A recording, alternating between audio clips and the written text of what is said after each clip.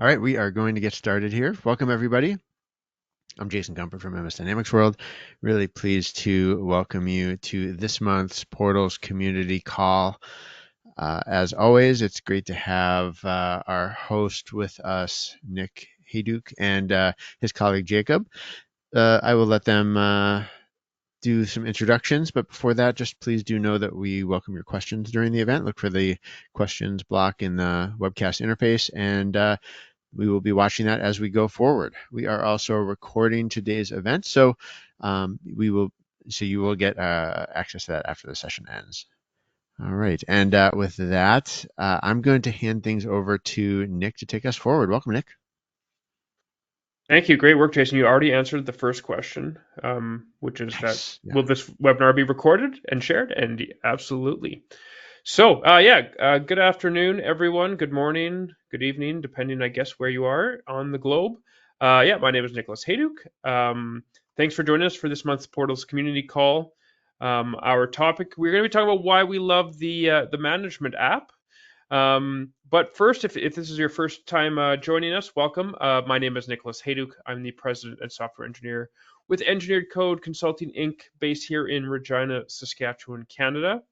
I've been working with the Power Pages product here for the last 15 or so years, having started my career at ADX Studio, which was the company that originally built Power Pages that Microsoft acquired in 2015. So if we're not already connected on LinkedIn, please feel free to reach out. Otherwise, if you're looking for Power Pages content, you can give us a follow on Twitter or X. That's where we kind of post all of our latest stuff, as well as on LinkedIn. We do a blog, but once a month I release a new blog post. Our YouTube channel has not only the recordings of this call, but our weekly tips, as well as you can check out the podcast, Refresh the Cast, which I co-host with fellow MVP George Dubinsky. That's available at crm.audio. So if you're looking for Power Pages content, lots of different avenues there to get all the latest stuff that we are working on related to Power Pages. All right, so before I get into kind of our regular agenda, as always, just want to say thank you to Jason and the team at MS Dynamics World for their collaboration over the last 5 years, or probably getting on 6 years now. It's been a lot of fun. No plans to stop. So I just want to say thanks to Jason and the team there, and looking forward to many more. So in terms of our agenda, the typical agenda will be our Portals news, and then we'll get into today's topic, which again is why we still love the management app. Probably the most, maybe the most misunderstood of all the different interfaces for managing Power Pages. And then, as always, we will talk about the next call, the date and time for that, and we will leave some time for questions. As Jason mentioned, please feel free to drop those in the question block as we kind of go along. So.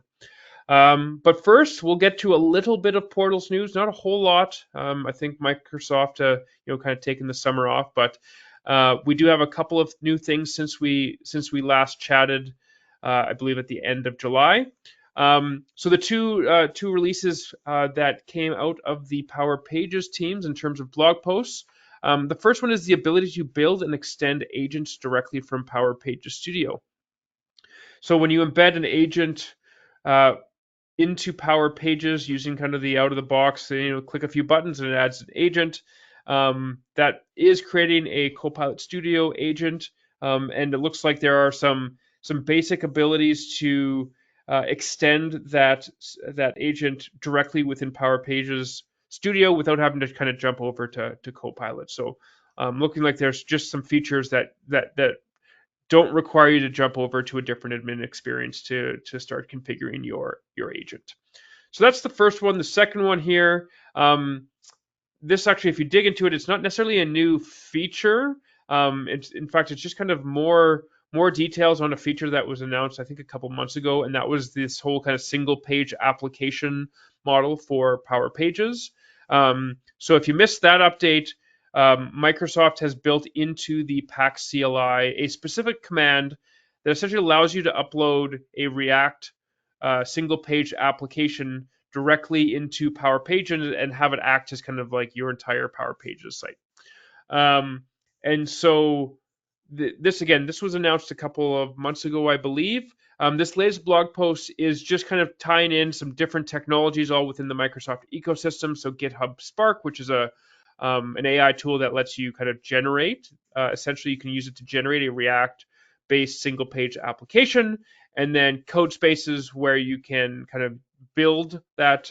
You can kind of customize and build that single-page application, and then use the Pack CLI to upload that to Power Pages. So again, nothing new in terms of a specific feature here, but just kind of an extension on that announcement from a little while back, and kind of a real world use case for how you can use all these different pieces of the Microsoft ecosystem to kind of build these using AI to build a Power Pages site that historically would have been considered kind of all pro dev. It was building React apps. That's traditionally a pro code thing. Now we've got that using tools like GitHub Spark, you can build those out without yourself writing the actual code. So those are the two updates from the product team in the last month or so. So that's what we have in terms of news. Let's get into today's topic. Today's topic is why we still love the management app. So what we'll do is we'll start off here with just a quick kind of, what is the level set? What is the management app? So the management app is a model-driven Power App. Now it's known by a couple of different names, and that's because as part of the transition from the standard data model to the enhanced data model, it did get a new name. But effectively, the functionality is similar. We'll highlight some of the difference in this call today. But in the historically, for many years, there was a model-driven Power App known as the Portal Management App. And now, if you have an enhanced data model installed in your Power Pages site, it's now known as the Power Pages Management App. But this is a model-driven Power App that is used to customize and configure Power Pages. So this is the original Portals editor. As I mentioned, ADX Studio was the company that originally built Power Pages. Back in the day, it was known as ADX Studio Portals. So when it first came out, the primary editor for it was this interface. Now, the technology actually predates even the kind of the concept of model-driven apps. What it used to be is back in the days of Microsoft Dynamics CRM, there's essentially a tab within, and you could only have you got one big app. Now we can have multiple model-driven Power Apps within Dataverse. Back in the day, you just kind of had one big sitemap. And so within the sitemap, there was essentially a portals area, and it had kind of all the things that were most of the things that we're going to look at today. So this goes back to the very beginning of Portals. This is how you configured Power Pages. Now, just to kind of compare and contrast it with some of the other things that we're talking about. So we've got the management app. The big interface that you're probably, hopefully all aware of is the Design Studio. That is that newer editor that Microsoft has been, has had released now for a few years now. We're now in kind of say version 2 or version 3 of this editor, and it's now known as the Design Studio. But when you go to make.powerpages.microsoft.com, you click edit and you see that kind of drag and drop WYSIWYG type editor. That's the Design Studio. You can also be editing your page, your site in VS Code. You can be edited using the XRM Toolbox. Lots of other ways to be editing Power Pages. And that really comes from the fact that this thing is built on Dataverse. And there are lots of different ways to be modifying that as a database. And so all these different technologies are just different ways of modifying all of this data, which does kind of reside in Dataverse. So when we say, why do we still love the management app? We're talking about what you can see there on the screen here is that model-driven Power App, you'll see either Power Pages management if you are in the enhanced data model, or portal management if you are in the standard data model. So why do we, we'll just kind of spoil it and say at a high level, why do we like the portal or the management app?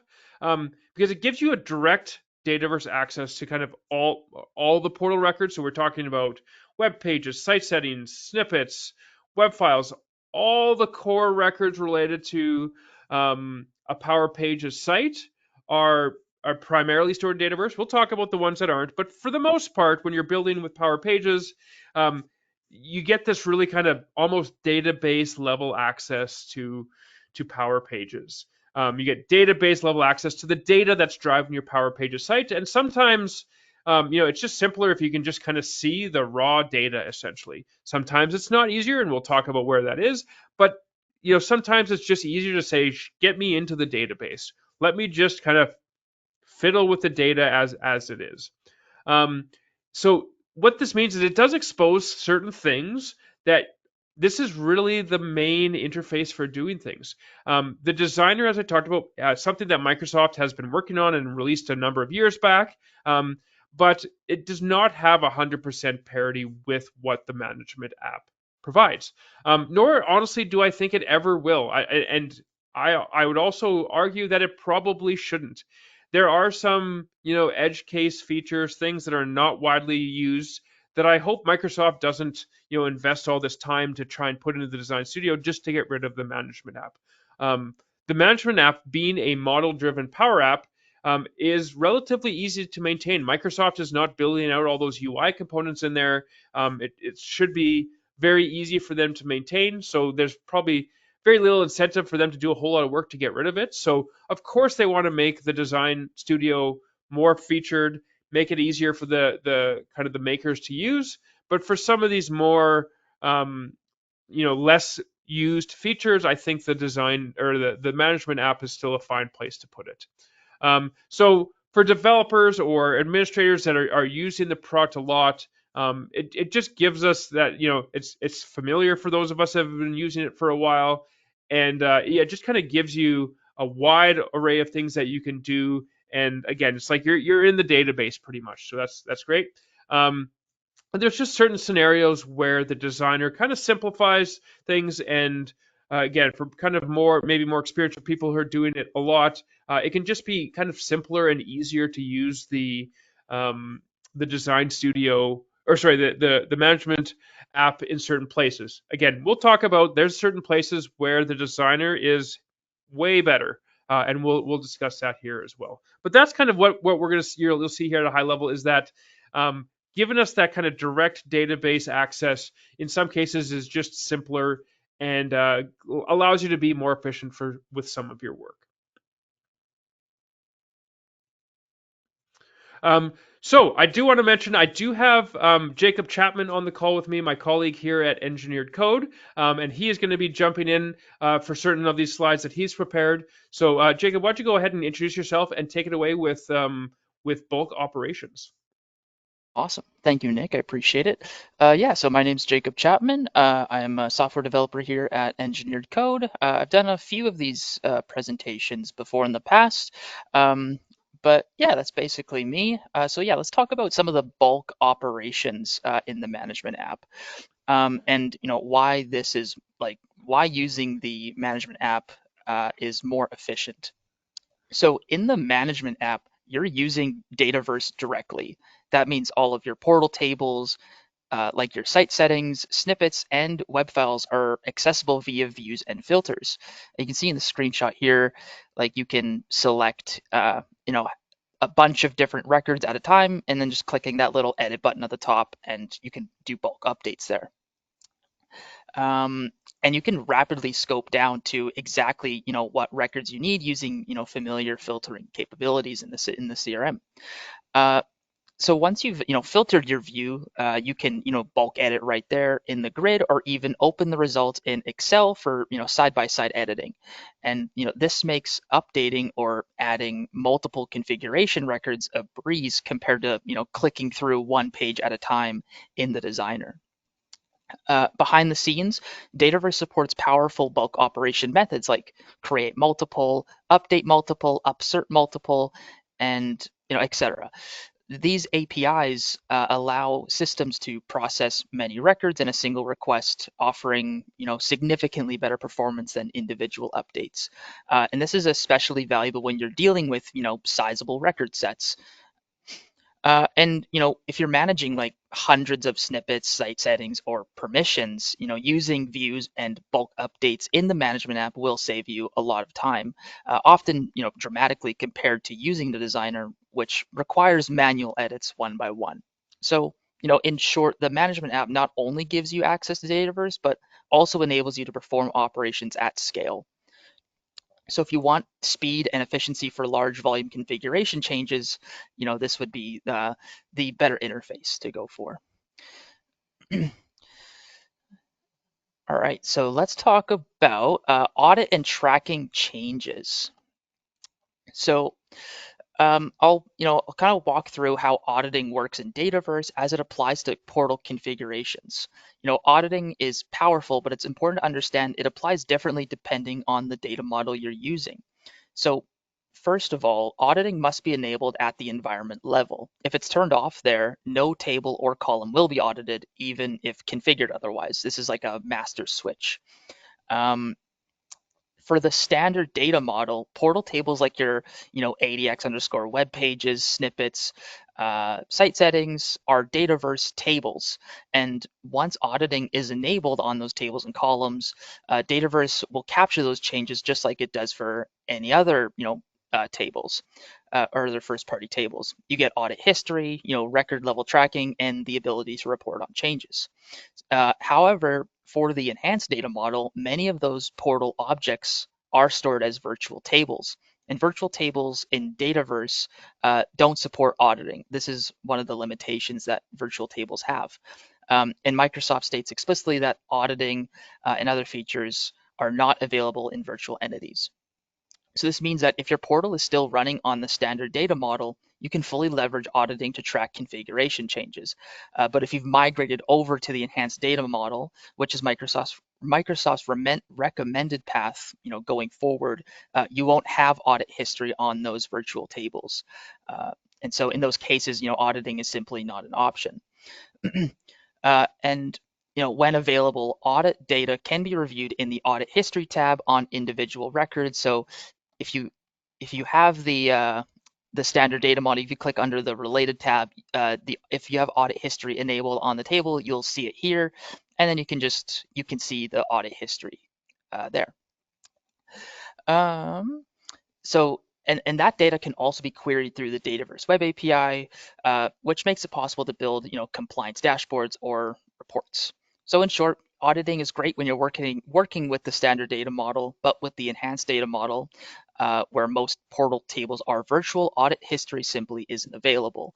So that's an important limitation to be aware of when planning out. All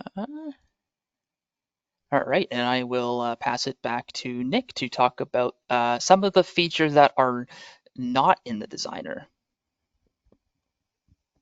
All right. Yeah. So as you can see here, there's a pretty long list, and this certainly isn't even exhaustive of the features that if you were wanting to take advantage of these, the designs or the management app is kind of your only place to go.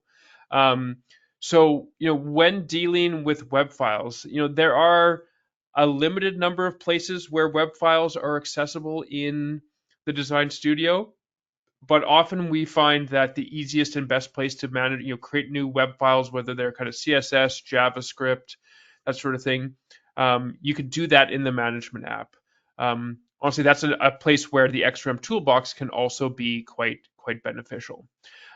Site settings. So the Design Studio does a good job of actually you don't even necessarily know that site settings are being leveraged. So when you look at things like identity providers or some of these kind of security settings that we see in the new advanced security side, Microsoft is creating these interfaces that in the end are actually just setting site settings. Now within the management app, the site settings table is pretty straightforward. It has a name, it has a value, and it has a website.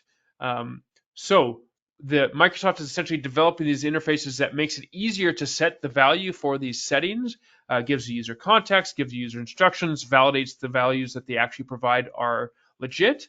But this is site settings are a perfect example where I don't ever expect that every site setting that's ever been created, especially since all of them are not really even documented, will be available somewhere in the design studio. I think there's always going to be a need to go into the management app and interact with the site settings directly.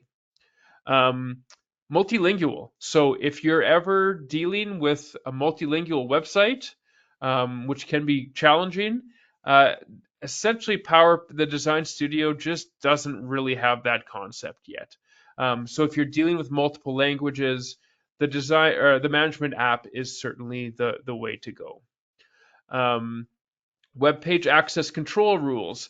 There are some settings for those now in the Design Studio, but they're pretty limited. So if you want to kind of create um, uh, more sophisticated web page access control rules assigned to certain web pages, assigned to certain web roles, the Design Studio is the place, or sorry, the management app is the place to go for that. Another feature that I really love and I see, and I'm not sure how many people are aware of, is site markers. So site markers are a way for um, two main use cases. Either developers want to kind of tag a particular page to reference it, or the actual code that's running Power Pages needs to know about a particular page. So, for example, there may be the sign-in page, or there may be the home page, or there may be the profile page. So, let's say, for example, you want to be able to redirect the user to the profile page. Well, how do you define what the profile page is? Is it the page at a particular URL? Well, that's kind of a little brittle. Like someone may want to change, maybe it's profile, maybe it's account, whatever they want to call that page. Usually it's best not to hard code URLs because within the content management system that exists as part of Power Pages, you can change the URL of a page. So, how do we know which page is considered to be the profile page? The way we do that is with site markers. So, site markers are kind of behind the scenes. You give the site marker a name. So you can give the site marker the name of profile. The user never sees that site marker, so it doesn't matter what you call it, but then you can reference that site marker in your code. So the portal code may say, hey, I want to redirect to the profile page now. Well, I just find whatever page is tied to the profile site marker, and I can get its URL and redirect to that. You can access the URL of pages based on site markers in Liquid. And so you can use that to be like, hey, I'm on a details page. I want to go back to the list page. There's all sorts of ways that you can use site markers. If you ever find yourself writing JavaScript or Liquid where you're hard coding the URL of a page, that's a very good indication that you should probably be using a site marker. But site markers are not exposed in the Design Studio. So if you want to deal with site markers, you have to do that in the management app. Very straightforward. It's just you give it a name. There's a lookup to the web page. That's all it really takes, and they can be very handy. Another one is shortcuts. I think we have redirects here as well. So shortcuts and redirects are content management features which allow you to kind of link to other parts of either other links or other parts of your site internally as part of the sitemap. Again, shortcuts and redirects are something that just have no support right now in the Design Studio. The Design Studio has been around long enough that honestly, I don't know if we'll ever see support for those. So if you're ever dealing with shortcuts or redirects, you're certainly going to be doing that right now in the management app. Another thing that is only available in the management app is some advanced form metadata. So in the last couple of years, Microsoft has done some great work to make certain form metadata available in the Design Studio. So now you can kind of edit the forms in there, and you can set certain things like overriding label changes. But this is another area where I just don't foresee anytime soon Microsoft saying the full set of all the form metadata features will be available in the Design Studio. There's some relatively obscure features related to like kind of building surveys with Power Pages that exist in the model-driven app, exist in that management app. And I just don't know that Microsoft's ever going to be, it would make sense to invest in making those available in the Design Studio. So there's also some just advanced configuration on lists and forms that again are just not available in the design studio. I'm thinking of things like on a list enabling the map view. Same with forms, you got the map view on either one of those, or on lists enabling them as calendars. Um, those features, the only way to do that right now is to go into the management app and enable them there. Um, if you're familiar with and you've been into the management app before, when you go onto lists or forms, I mean, there's a lot of fields in there. There's a lot of different little features in there that you can configure, whether it's the related contact on save that exists on forms, or like there's lots that's in there. And so while Microsoft has made some improvements to expose some of those in the design studio, it's just not something I would expect would ever be full feature parity, and that you'd see the design or the management app have be able to go away, because there's just going to be features in there that's the only place you can do them. The other thing is the invitation codes. If you're dealing with invitation codes, that's not really a concept that has been brought to the design studio or really anywhere else. So when you're dealing with creating invitation codes, setting that all up, the management app is the place to go. Another one is page templates. So if you're creating a page template, if you want to create a page where you want to disable the website header and footer, all the management of page templates is being done in the management app right now. You can select the page templates when you're creating your pages in the design studio, but if you're looking to create a page template, that's right now is pretty much always done in the management app.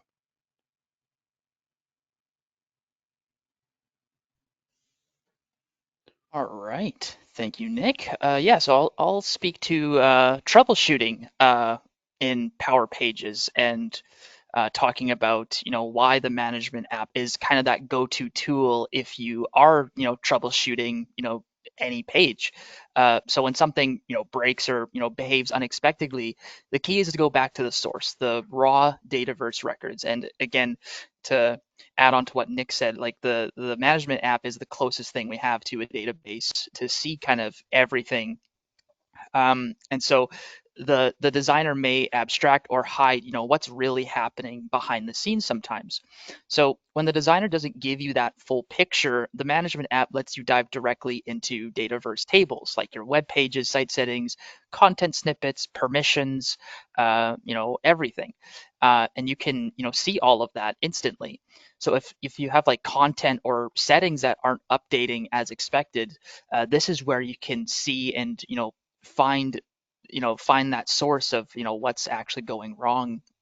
um, and I know I always find myself going back to the management app to if there's any sort of issue with the portal, like I'll instantaneously go back to that management app to find out what's going on. Site settings drive a lot of portal behavior, authentication, visibility, some UI configurations, and more. The designer surfaces only, some select settings and often doesn't show custom ones. So in the management app, you can search for those site settings and find whatever you're looking for in question and verify its exact value in real time. And so this would avoid any guesswork and would help you pinpoint misconfigurations quickly. Um, as well, any issues related to access control, entity lists, or form visibility often come down to misconfigured table permissions, web roles, or lookups. And the designer would show simplified permission layers, but the management app will tell you and will show you like the permission chain, and you can inspect and correct complex permission chains like read or append grants, or lookup references between entities that could be silently failing in the background. Some known issues just simply don't surface in the designer at all. So for example, if a header content snippet has misaligned attributes causing rendering issues, the designer may not reflect those changes, but the raw snippet will, still be present in Dataverse. So, in short, when troubleshooting portal behavior, the management app gives you that full visibility, that direct control, and the accurate context of what's actually being shown and displayed on the portal. So, letting you diagnose and resolve issues faster than trying to troubleshoot through Designer, which is built for simplified editing, not deep debugging. And then multi-site administration. So let's talk about this a little bit. So the management app, um, like you can have multiple Power Pages sites in a single environment. So, oh, sorry. Oh, I am on the right site. Sorry about that. So let's cover a key advantage of the management app, and that's for multi-site administration. So this feature is a major time saver and organizational asset when managing multiple Power Pages portals within the same environment. Um, so you so Microsoft does allow you to have multiple Power Pages sites within a single Dataverse environment. So this means you could have, you could have various portals like, for example, like a customer portal, a partner portal, or some sort of community portal. And all of these would be in a single environment. So when you have multiple sites in a single environment, the portal, the management app will let you manage all of them from one unified interface. You can switch between sites, configure site-specific metadata, and perform cross-site governance tasks efficiently. So you can see here, I provided a couple of screenshots from my one test environment, and a column that you'll see is the website lookup. So in the management app, you can filter based on what website you want to update, or you can bulk edit multiple records from different websites. And this is a key advantage as opposed to the designer, because you would have to update that one by one in the designer for each portal. So, this is a lot easier when, um, yeah, it's just a lot more ideal to update things in the management app here. So, yeah, in short, the multi-site administration in the management app optimizes your setup for scalability and any governance there. And then I'll hand it back to Nick. Okay, so as we've kind of mentioned a few times, there's lots of overlap between the management app and the design studio. So we've had kind of a love fest here for the management app, but there are certain things that the management app just can't do. The big one, and I guess if you look back, I don't know, 3 or 4 years ago for when the design studio first came out, and I may have made some comments about I have it open all the time, and that's because I need to clear the cache. There's no button in the management app to clear the cache of your portal. That is available in the Design Studio, and you get to that by clicking the preview button. So there's no option for clearing the cache from the management app. Um, the management app can't perform any of the operations available in the Power Platform Admin Center. So restarting your site, turning on the integration with SharePoint or Power BI, turning on the WAF or the CDN. There's scans that you can run, whether it's in the Power Platform Admin Center or in the Design Studio. Those are just not available in the management app. Working with virtual agents, turning on site visibility. There are a ton of features that are very critical to Power Pages that just can't be done in the management app. There are some features that, while they can be done, I've found that there are superior interfaces elsewhere. The first one that comes to mind for me are table permissions. So if you're just dealing with table permissions, you can do that in the management app. That's what we did for years and years and years. But Microsoft has created the table permissions editor in the Design Studio that shows things in a nice hierarchy. And I think that is a much nicer experience for the most part when you're dealing with table permissions, editing them in the Design Studio. So if there's one thing you take away from this presentation, is that there is no one Power Pages interface to rule them all. This is not a choice between these interfaces. You can't say, hey, I'm just going to be a Design Studio person. I think at a very minimum, you need to know three. You need to know the Power Platform Admin Center. You need to know the Design Studio. And I think most people know that. What I'm hoping you take away from this is you got to know the management app as well. There's things in there that you can only do if you go in there. if you're not used to it, it may look a little scary, but it's really not that bad. And there's lots of great things in there that are exclusive to it, or we've talked about, especially Jacob went through kind of bulk editing or some of these other features that are really what they are is they're features of model driven apps. So the Power Pages team did go and develop all these features.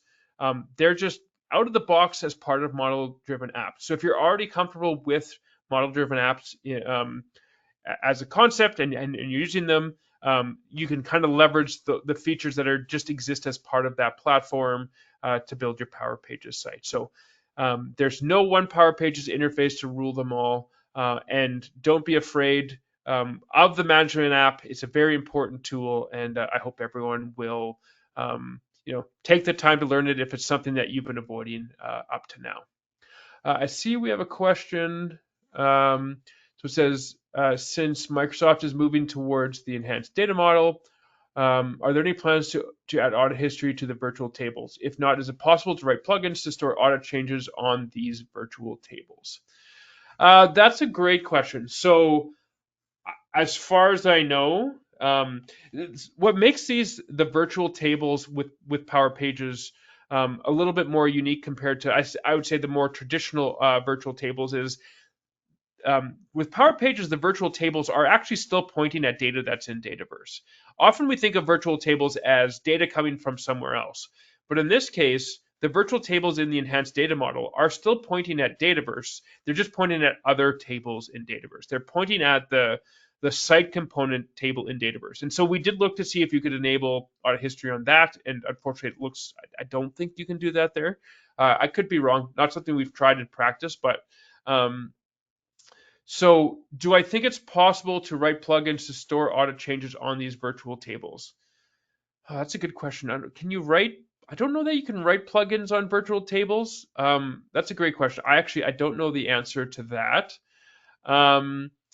But I know it's nice to have that kind of history of what people are doing to the Power Pages configuration. I know as we were preparing for this, we kind of had the for those of you who didn't hear, Microsoft is kind of revamping how some of the security works and how the contacts that log into Power Pages are going to have a user account as well, so you'll be able to see kind of audit history on that. But that is meant for the kind of the data records of that people are kind of interacting with on the site, not the configuration web page records, those types of things. But like if a contact is creating cases, or the other data that they're interacting with in the lists and forms will capture that audit data. But I don't know that there's any plans to add audit history for those virtual tables. That's just a limitation of virtual tables themselves. It's not a Power Pages specific thing. That's just the architecture, a limitation of that particular architecture. I think I may have mentioned this on a call way back when at some point, but the reason that they exist as virtual tables is, or at least in my opinion, this is kind of my guess as to why it was done this way. Microsoft wanted to make the website solution aware so that you could move Power Pages sites between different environments. The way to do that is to make a table in Dataverse. You can make specific tables in Dataverse solution aware. Microsoft did not want to make the 50 or 60 or 70 Power Pages tables all solution aware. So what they decided to do was make, I think there's 2 or 3 tables that are solution aware, and those tables store all of the table from those other ones. Then they didn't want to rewrite all the code for Power Pages, all that millions of lines, probably thousands, hundreds of thousands of lines of code. So they just, rather than kind of re-architecting, they use the virtual tables to say, hey, we'll kind of spoof the previous tables. We create the site component table, which is the one that's solution aware that contains most of the tables, and we're going to create those virtual tables as the layer in between that does the translation from that 1 or 2 solution aware tables to the kind of web page or content snippet or site setting, all those other tables that we're aware of. So the MSPP underscore versus the ADX underscore, that's the distinction there. But I don't know that they have any plans on making those ones audit aware. That wouldn't really be something the Power Pages team could do. that they would have to rely on the platform itself starting to support audit history. And that could be pretty tricky because, well, in this case, we can always kind of assume that those things are being updated via Dataverse. If that virtual table exists outside of Dataverse, that there's going to be no way that it can have a true kind of audit history. Now, could they have an audit history for changes made via Dataverse? Potentially. But and this is just a total guess, not based on any kind of real information. But if I had to guess, that would be pretty low on the priority list of the team responsible for virtual tables. All right. So we'll just quickly talk about our next call, which will be September 25th at 3 p.m. Eastern, same time as usual. And then I think we will say thank you to just re-acknowledge the Jason and the team at MS Dynamics World. And then we'll ask if there's any other questions that people have for today. Again, this could be anything related to our presentation or anything else, Power Pages, Microsoft Portals, Dataverse, all that sort of stuff. If you have any questions, but they're not related to today's topic, don't feel shy. Feel free and fire away. If we don't get anything in the next, 30 seconds or so, I'll pass it off to Jason to wrap up.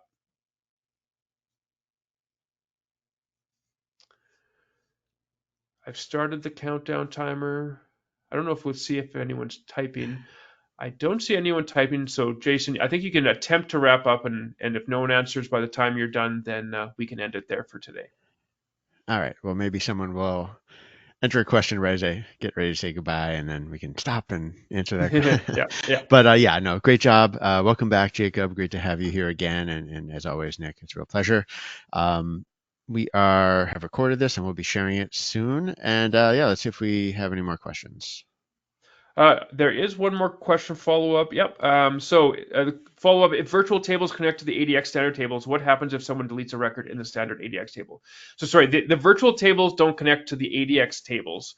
The virtual tables connect to another new table, and that table is the big one is called site component. So the ADX tables are unrelated to the virtual table. So the virtual tables point to a new different table, not the ADX table. So sorry for that confusion. And then a question from Lynn. Have you experienced any issues, corruptions when switching between platforms? Lynn, I'm not sure what you mean by platforms. I wonder if you can kind of follow up there with some details on what do you mean by switching between platforms. Is that the enhanced data model to like standard data model to enhanced data model? I'm wondering.